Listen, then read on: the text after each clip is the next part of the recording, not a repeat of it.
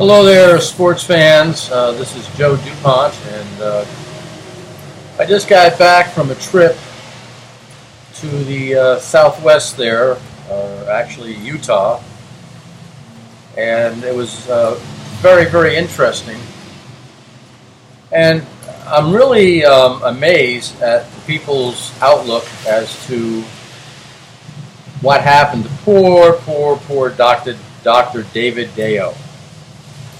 It seems that the media is trying to make United Airlines CEO Oscar Munoz the bad guy regarding the ejecting of this infamous Dr. David Dao of Elizabethtown, Kentucky, who refused to get off an overbooked airplane.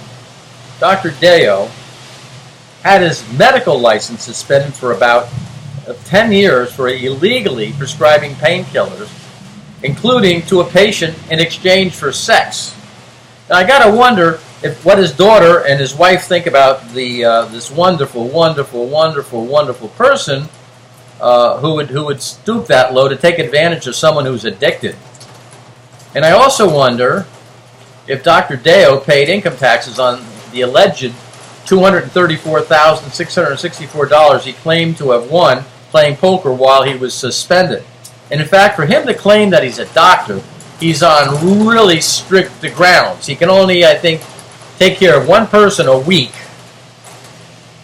in an off, what do they call that, outpatient clinic type arrangement. They don't even trust him as being a doctor, and he's making this claim, and everybody thinks, oh, this Dr. Welby here is basically stopped from saving lives, and I mean, he's like some sort of neurosurgeon or a heart surgeon. No, he's got a bad background.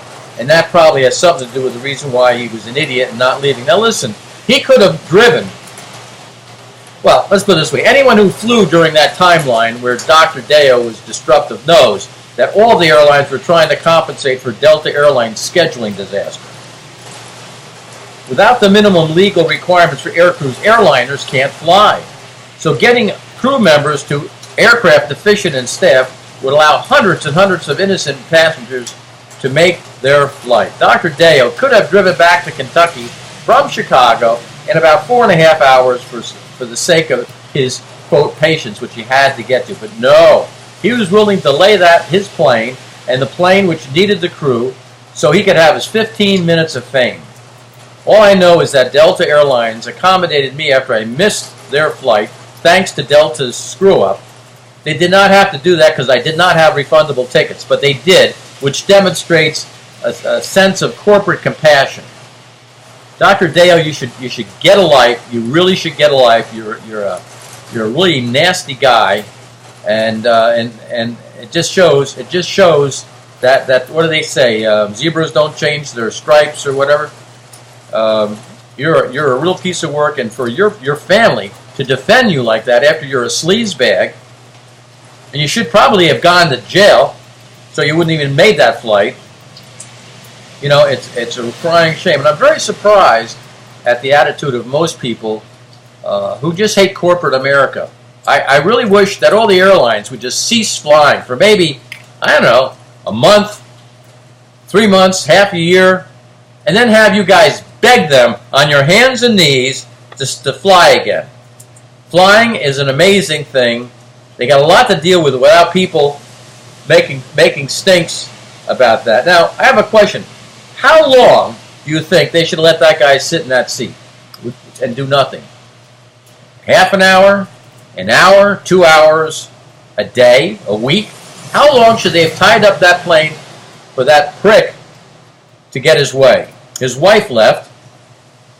Like I said, it was 4.5 hours away. If he'd rented a freaking car, which with the money he would have gotten, he would have made out like a champ. But he was looking for something, and then he comes back in, And how are they supposed to take him out? They're supposed to have a special unit that they would like a stretcher, and say, "Please get in the stretcher." No, they did the right thing. This is like the law of the high seas. When you're in an airplane, you're in an airport. You better behave. You better not cause crap. And if you want to cause crap on a plane, then you pay the price.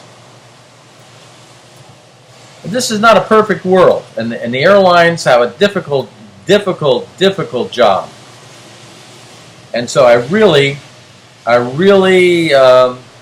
wish people would really take a close look at this piece of garbage, Dr.dao of Elizabethtown, Kentucky, because just tell me how you would have treated it better, and how much time would you have given him to evacuate the plane on his own 2 feet? Or should they just sell the plane and just say, hey, everybody, tough noogies, no one's going anywhere, and then screw up plane after plane and all the connecting flights? There's something wrong with our mentality that we would give this guy any credence at all. There's something really, really wrong.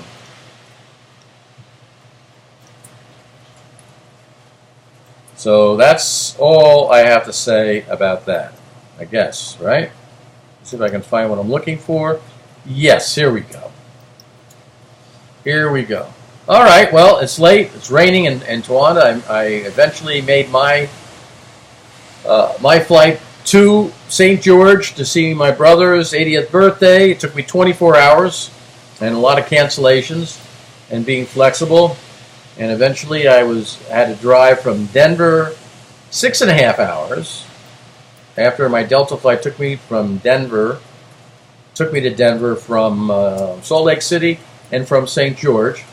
And I drove down, and you try to adapt for what you have to do.